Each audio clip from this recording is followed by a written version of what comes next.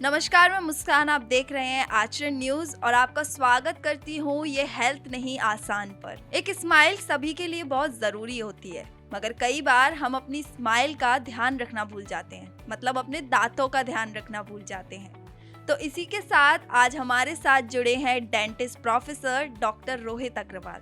Rohit ji, Aacharan news पर आपका बहुत बहुत स्वागत है। तो मेरा पहला सवाल है कि दांतों में होने वाली सबसे कॉमन प्रॉब्लम क्या है और ये क्यों होती है? देखिए, दांतों में होने वाली सबसे कॉमन प्रॉब्लम, चाहे वो यंग जनरेशन का हो, चाहे वो ओल्ड जनरेशन का हो या बच्चे हों, सबसे कॉमन प्रॉब्लम उनमें होती है जिसको अपन हिंदी में बोलते हैं पायरिया।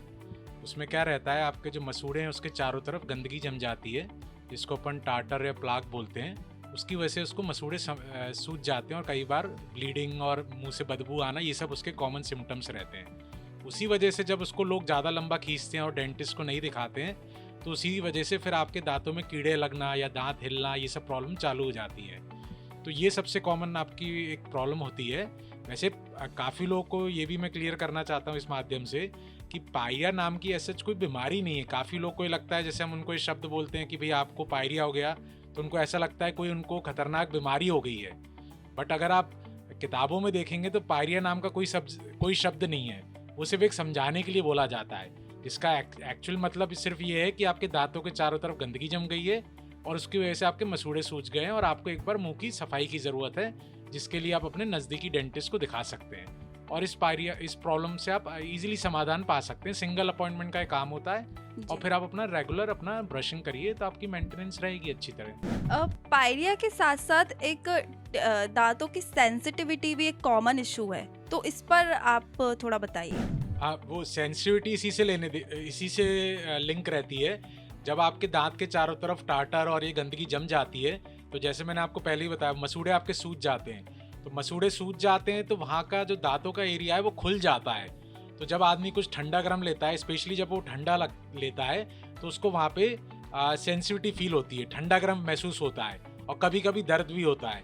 तो उस केस में यही रहता है कि आप एक बार क्लीनिंग करवाइए, फिर जो आपका डेंटिस्ट है वो डिसेंसिटाइजिंग पेस्ट आते हैं, वो आपको एडवाइस करेगा, वो आप यूज़ करेंगे तो आपकी सेंसिटिविटी चली जाएगी।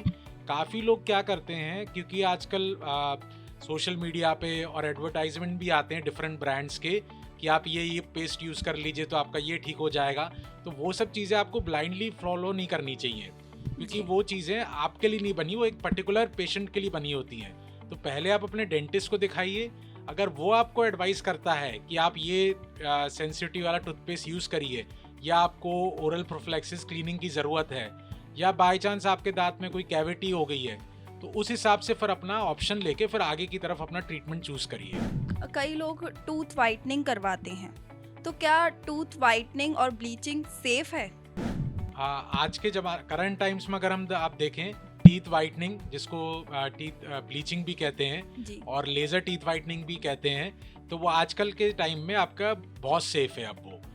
तो ये आजकल जो आपके प्रोडक्ट्स आते हैं, जेल्स आते हैं नई कंपनीज के, इंटरनेशनल ब्रांड्स के, they are very safe. Only क्या रहता है, टीथ वाइटनिंग में जो एक कॉमन प्रॉब्लम रहती है वो जो रहती है सेंसिटिविटी की।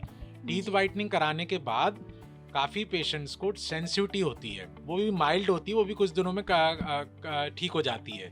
बट अगर आप अच्छी ब्रांड का जेल यूज़ करवाते हैं, जिस डेंटिस्ट के आप कराते हैं, अगर वो अच्छी ब्रांड का जेल यूज़ करता है और लेज़र से करता है, जिसको पावर ब्लीचिंग भी बोलते हैं, तो लेज़र से करने का एडवांटेज क्या होता है, नॉर्मली टीथ वाइटनिंग का प्रोसीजर 1 से 1.5 घंटे में होता है। बट अगर आप लेज़र से करवाते हैं तो लेज़र लाइट जेल को बहुत जल्दी एक्टिवेट करती है, तो उससे आपका ये जो टाइम पीरियड है कम हो जाता है। जो जेल है आपके दांतों पे कम टाइम पीरियड के लिए लगा रहता है, तो ये प्रोसीजर आपका लगभग 15 मिनट या आधे घंटे में हो जाता है। तो जितना जल्दी आपका ये प्रोसीजर होगा, उतनी कम सेंसिटिविटी होने के चांसेस होते हैं। आपने काफ़ी प्रमोशन से ऐड देखे होंगे, टीथ वाइटनिंग टूथपेस्ट भी आते हैं आजकल, ठीक है ना। तो ये सब आपको बिना अपने डेंटिस्ट के एडवाइस के, it is not advisable to use them. आप पहले एक डेंटिस्ट को दिखाइए, वो अगर आपको एडवाइस करता है कि हाँ आपको टीथ वाइटनिंग की ज़रूरत है, तो फिर आप उससे टीथ वाइटनिंग करवाइए। और डेंटिस्ट भी आपको टीथ वाइटनिंग किट्स देते हैं विच आर मेडिकली अप्रूव्ड, वो आपकी सेफ रहती हैं पूरा पैकिंग के साथ, तो वो प्रोसीजर फिर आपका सेफ होता है। बेसिकली लोग दांतों की प्रॉब्लम को इतना सीरियसली नहीं लेते हैं क्योंकि उनका मानना है कि ये लाइफ थ्रेटनिंग नहीं है। इस पर आप क्या कहना चाहेंगे? देखिए, दांतों की प्रॉब्लम, अगर आप सारी मेडिकल प्रॉब्लम्स देखें तो दांतों की प्रॉब्लम सबसे कॉमनली इग्नोर्ड एक प्रॉब्लम है अपनी कंट्री में। जी। जबकि आप देखा जाए तो दांत एक बहुत इंपॉर्टेंट चीज़ है। एक तो आप स्माइल करते हो, आपका चेहरे को उभारता है वो। दूसरा, खाने के लिए सबसे ज़रूरी चीज़ पूरे शरीर में आपका दांत ही है।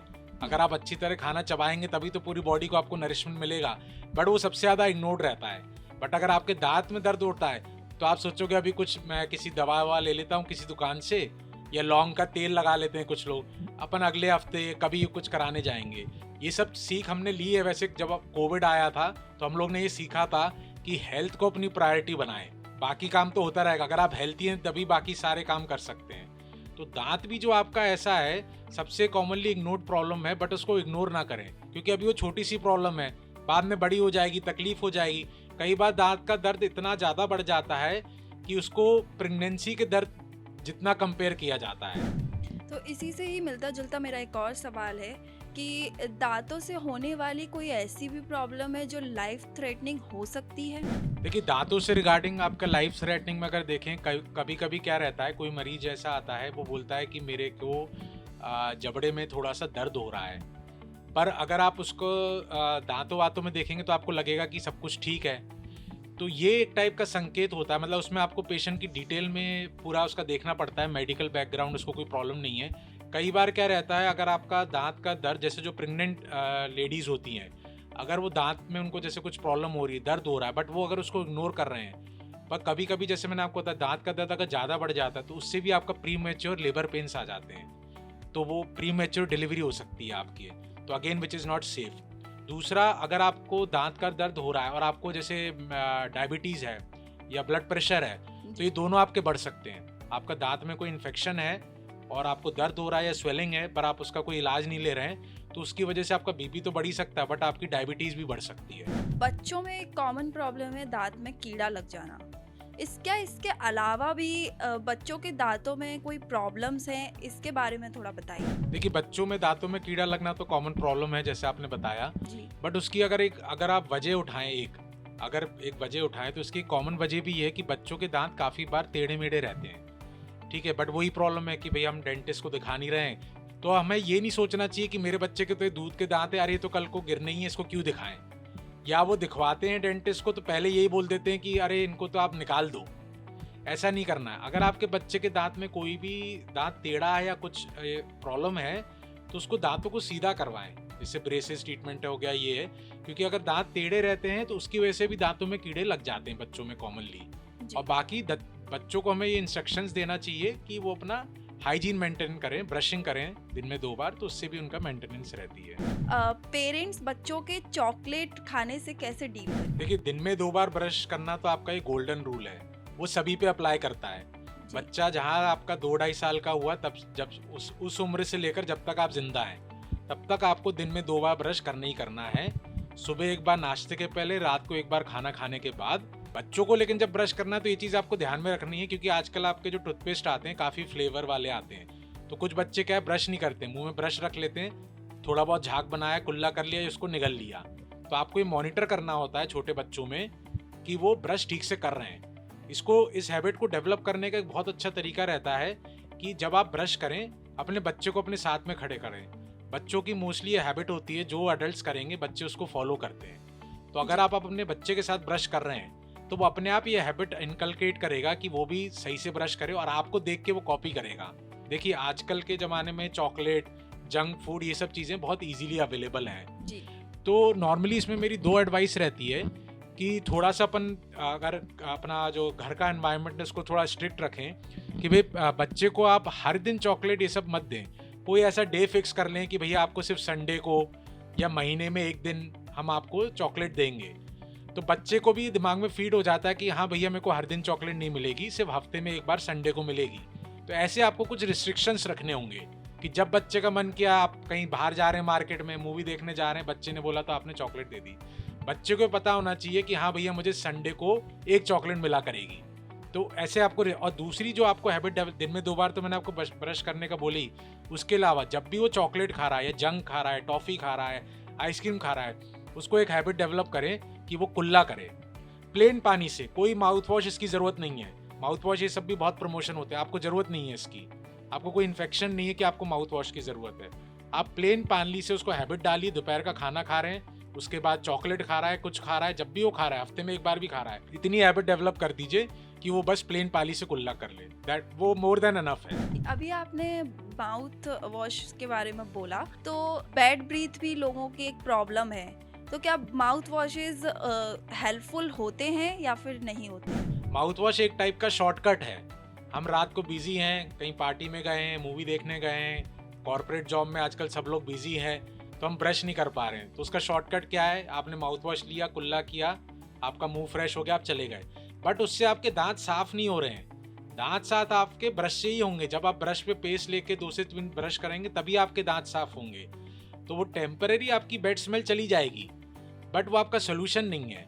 अच्छा, दूसरा क्या होता है, लॉन्ग टर्म अगर आप माउथ वॉश यूज़ करते हैं ये कंपनीज के जो आते हैं, तो इससे दांतों की स्टेनिंग होने के भी चांसेस होते हैं, मतलब दांत आपके पीले हो सकते हैं। इसलिए नॉर्मली एज ए डेंटिस्ट मैं ये सलाह देता हूँ कि आप माउथ वॉश तब तक ना यूज़ करें जब तक आपको किसी डेंटिस्ट ने ना एडवाइस किया हो। गम डिसीजेस क्या होते हैं और ये क्यों होते हैं? टेक्निकल टर्म्स में उसे गम डिजीज, जिंजेवाइटिस या पेरोडोंटाइटिस बोलते हैं हम लोग अपने डेंटल टर्म्स में। उसकी वजह वही रहती है, दांत के चारों तरफ आपकी गंदगी जम जाती है, इसको टाटर और प्लाक बोलते हैं। उसी वजह से फिर आपके मुंह में स्मेल आती है, बदबू आती है, या जब आप ब्रश करते हैं तो मसूड़ों से खून निकलता है, या कई बार जब वो इतनी बढ़ जाती है कि जब आप खाना खा रहे होते तब भी उससे खून निकलता है। दूसरा क्या प्रॉब्लम रहती है, गम डिजीज रहती है। साथ बाय साथ मुंह में स्मेल आने की एक और प्रॉब्लम रहती है, लोग आजकल जीभ ही नहीं करते हैं, टंग क्लीनिंग। पहले अपने आप देखोगे आपके पिताजी ये सब टंग क्लीनिंग नॉर्मली करा करते थे, आजकल ये थोड़ा बहुत लोग कम करते हैं। तो टंग क्लीनिंग भी आपके ओरल हाइजीन का एक बहुत इंपॉर्टेंट पार्ट है, उससे भी आपकी मुंह की बदबू आना बहुत कम हो जाती है। बट टंग क्लीनिंग भी ब्रश से ना करें। ब्रश में आता है कि वो लोग बोलते हैं हम ब्रश से कर लेते हैं, ब्रश से उतनी अच्छी क्लीनिंग हो नहीं पाती है। आप नॉर्मल तांबे का, कॉपर का टंग क्लीनर यूज़ करिए, उससे आपको मिनरल्स भी मिलेंगे एंड वो आपका बेस्ट रहता है टंग क्लीनिंग के लिए। ओरल हाइजीन की बात आपने कही, तो ये ओरल हाइजीन के लिए आजकल गैजेट्स आते हैं, इसके बारे में कुछ बताइए। अब इलेक्ट्रिक टूथब्रश भी आते हैं, क्योंकि उसको आपको हैंडल से पकड़ना होता है और जो उसकी टिप होती है वो लंबी होती है, तो पीछे तक ब्रश चला जाता है। सेकेंडली उसमें क्या होता है, क्योंकि वो इलेक्ट्रिक बैटरी से चलता है, तो 90% काम आपका क्लीनिंग का वो टूथब्रश खुद कर देता है। आपको सिर्फ हाथ से उसके पकड़ के दांतों तक पहुंचाना होता है, पीछे तक। और क्या एडवांटेज रहता है, इलेक्ट्रिक टूथब्रश आपके काफ़ी वाइब्रेशंस जनरेट करता है, उससे आपकी दांतों की मसाज भी होती है और उसका ब्लड सप्लाई भी बढ़ता है। प्लस इलेक्ट्रिक टूथब्रश में जो आपके ब्रिसल्स रहते हैं वो सॉफ्ट रहते हैं, तो उससे आपके दांत नहीं घिसते हैं। जो लोग काफ़ी आर्टिफिशियल मुंह में जिनके काम हुआ रहता है, जैसे कैप्स लगे हैं, डेंटल कैप, टोपी लगी है, आपके डेंटल इम्प्लांट्स कराए किसी ने, या ब्रेसेस वालों के लिए, तो उनको आप देखोगे दांत की सफाई करना बड़ा मुश्किल होता है, चाहे वो इलेक्ट्रिक टूथब्रश से क्यों ना करें, क्योंकि वो हर जगह वो ब्रश नहीं पहुंच पाता है, स्पेशली दांत के बीचों में। तो इन दांत के बीच की जो स्पेस रहती है, तो उन जगहों के लिए क्या है, वाटर फ्लॉसर बहुत अच्छी चीज़ रहती है। ओल्ड एज में बुजुर्गों के दांत गिरना एक स्वाभाविक प्रक्रिया है, तो ऐसा हम क्या करें यंग एज से ही, जिससे ओल्ड एज तक हमारे दांत ठीक रहें? देखिए, इसका गोल्डन रूल वही है, दिन में 2 बार आप अपना ब्रश करें जी। और दोपहर को जब भी कुछ खा रहे हैं उसके बाद कुल्ला करें, और हर 6 महीने में एक डेंटल कंसल्टेशन ज़रूर लें कि आपके दांतों में अगर कीड़े लग रहे हैं बट आपको दर्द नहीं हो रहा है, फिर भी उसको ट्रीटमेंट लगता है, आप उसमें फिलिंग करवा सकते हैं, जिसको हिंदी में मसाला भरवाना बोलते हैं जी। तो आपका वो दांत फ्यूचर में रूट कनाल ट्रीटमेंट या बड़ी प्रॉब्लम से बच जाएगा। पर ये सब चीज़ें आपको तभी पता चलेंगी जब आप हर 6 महीने में एक बार चेकअप ले रहे हैं। अभी मेरे माइंड में एक सवाल आ रहा है कि ये अकल की दाढ़ क्या होता है? ये लेट एज में, मतलब 25 आई थिंक, अगर मैं गलत नहीं हूँ तो इस एज में आती है, तो ये क्या है? देखिए, अकल की दाढ़ क्या है, एक टर्म है जो अपने हिंदुस्तान में बहुत चलता है जी। बट मेडिकली ये टर्म कोई है नहीं ऐसा मेडिकल टर्म, उसको मेडिकली तो हम बोलते हैं विजडम टूथ। तो अकल की दाढ़ आपकी जो ये विजडम टूथ रहता है, ये आपका सबसे लास्ट टूथ रहता है आपके ऊपर और नीचे के दांतों में। टोटल 4 दांत रहते हैं ये, पर जरूरी नहीं है सभी को आए, किसी किसी को एक आता है, किसी को दो, किसी को चारों आते हैं और किसी को एक भी नहीं आता है। बट ये चीज़ जरूर है, जब ये विजडम टूथ आता है तो काफ़ी मैक्सिमम लोगों को इससे कुछ ना कुछ प्रॉब्लम होती है, क्योंकि गिने चुने लोगों में ही ये सीधा आता है। मैक्सिमम लोगों को ये टेढ़ा आता है, या इसमें क्योंकि ये इतना पीछे होता है, सफाई नहीं रख पाते तो उसमें कीड़ा लग जाता है, तो ये कुछ ना कुछ प्रॉब्लम ज़रूर देता है। तो उसके लिए आपको इसको इग्नोर नहीं करना है, इसको आपको तुरंत अपने डेंटिस्ट को दिखाना है, चाहे आपको थोड़ी भी सेंसिटिविटी होना है। तो मेरा एक आखिरी सवाल है कि हिंदुस्तान में ऐसे कई लोग हैं जो डेंटिस्ट के पास जाना अफोर्ड नहीं कर सकते हैं, क्योंकि जैसा कि आपने अपनी बातों में बताया कि हर 6 महीने में चेकअप कराना काफ़ी ज़रूरी है। तो उनके लिए ऐसे क्या तरीके हैं जिससे उनके दांत हेल्दी रहें? देखिए, जो लोग काफ़ी बार डेंटल ट्रीटमेंट अफोर्ड नहीं कर पाते हैं, कोई भी मेडिकल ट्रीटमेंट अफोर्ड नहीं कर पाते हैं, पहली चीज़ तो आपको ये देखना है कि आपको ये प्रॉब्लम किस वजह से हो रही है। क्या आप सारे इंस्ट्रक्शंस फॉलो कर रहे हो, मतलब दिन में 2 बार ब्रश करना। और दूसरी फसाद की सबसे बड़ी जड़ रहती है आपकी ये तंबाकू के जो पदार्थ आते हैं, पान, तंबाकू, सिगरेट, बीड़ी। अगर आप ये सब चीज़ें ले रहे हो तो फिर आपको ये मुंह की प्रॉब्लम या शरीर की कोई भी प्रॉब्लम होना जायज़ है, वो तो होगी। आपको मालूम ही है, सरकार आजकल इतने एड्स और ये मूवीज़ में सब में ऐड आते हैं, फिर भी लोग इसका सेवन कर रहे हैं। और मेरा ये कहना रहता है कि भैया अगर आप इन सब मेरे यहाँ भी काफ़ी गरीब पेशेंट्स आते हैं जी। जो पान तंबाकू खा रहे हैं, पर जब हम उनको चेकअप करते हैं, बोलते हैं आपको तकलीफ है, तो वो बोलते हैं साहब हम बहुत गरीब हैं। तो मैं उनसे एक ही सवाल पूछता हूँ कि भैया आपको ये जो पान तंबाकू मिल रहा है, ये क्या फ्री में मिलता है आपको, कि आपको मुफ्त में मिलता है? ये भी तो आप पैसा दे के खरीदते हैं ना। अगर आप ये सब नहीं खा रहे हैं और दिन में 2 बार ब्रश कर रहे हैं, पानी का कुल्ला कर रहे हैं, तो 99% तो वैसे ही आप ठीक रहोगे। उसके अलावा भी अब आपके पास इतने सरकारी अस्पताल और ये सब बने हुए हैं कि आप वहाँ जाके चेकअप करा सकते हैं। देखिए, चेकअप कराना आपका कोई महंगा नहीं होता है। जो आपका ओपीडी रहता है सरकारी अस्पतालों में तो मुफ्त ही रहती है। तो मैं जो आपको कह रहा हूँ कि हर 6 महीने में जाके आप चेकअप कराइए। पहली चीज़ तो आप चेकअप कराइए। अगर आप चेकअप कराते हैं, ये जो भी मेडिकल ट्रीटमेंट होता है, डेंटल ट्रीटमेंट, ये महंगा कब होता है? जब आप उस छोटी प्रॉब्लम को बड़ा होने देते हैं। बहुत बहुत धन्यवाद रोहित जी, जो आपने अपना कीमती वक्त हमें दिया। तो इसी के साथ मैं आपसे विदा लेना चाहूँगी और अगले प्रोग्राम में फिर हाजिर होंगे। तब तक देखते रहिए आचरण न्यूज़। धन्यवाद।